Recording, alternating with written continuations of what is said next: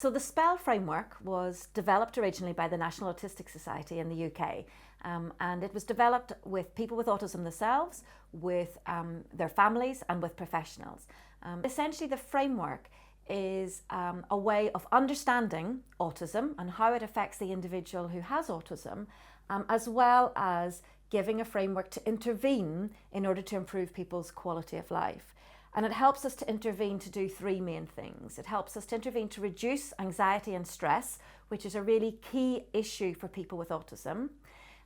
It allows us to improve people's adaptive behaviour, in other words, help them to develop skills and to have more kind of positive experiences and opportunities in their life. And it also helps us to deal with quite a few of the problematic behaviours that may occur for people with autism.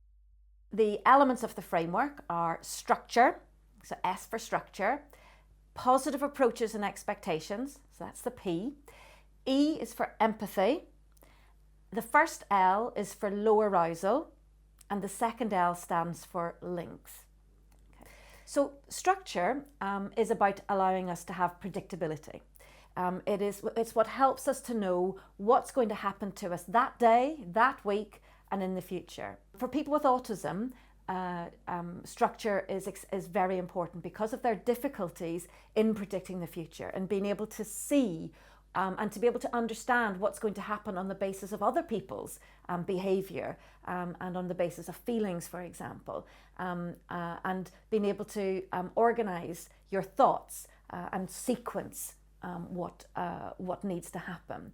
So by providing visual structure, something that's easy for people to see, that doesn't require verbal explanations, we can really help people to speed up the processing of information, to be able to respond, and also to be able to have predictability in their lives that can help to reduce their anxiety.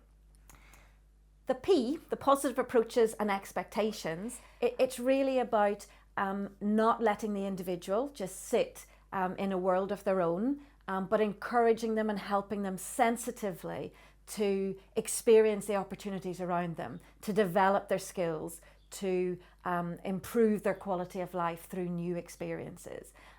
It is about helping people to deal with things that are problematic for them, so that are interfering with their quality of life. But in particular, it is about that positive approach and believing that people will and can do things if we give them the right support to do so. Not making excuses about, well, they've got autism, they'll not be able to do that, but thinking about how can we help the person to do that.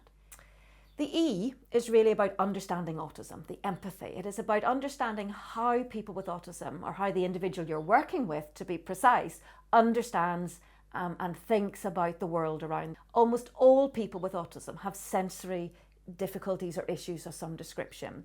Some people take longer to process information, they're slow at processing information, and some people's senses are very distorted. So what you might see is not what they see and what they experience.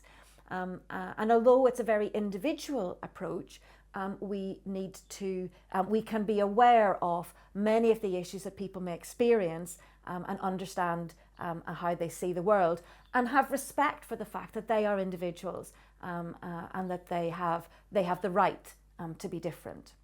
The first L, as I said, is about low arousal, and this is not the same as no arousal. This is not about providing stark, barren environments where people do nothing. Low arousal is about a very calm, focused approach to working with the individual. It is about reducing aversive stimuli, avoiding confrontation, and keeping with those positive approaches for individuals. It is about reducing the sensory issues that people have, and also about reducing the stress that people might be experiencing. The final L is for links, and this is really about both relationships, working in partnership with individuals, the individual themselves, and those who are important in their lives, as well as other people who might support them. And it's also about consistency. So it is about everybody putting the person at the centre and working with the individual the way that the individual likes to be worked with.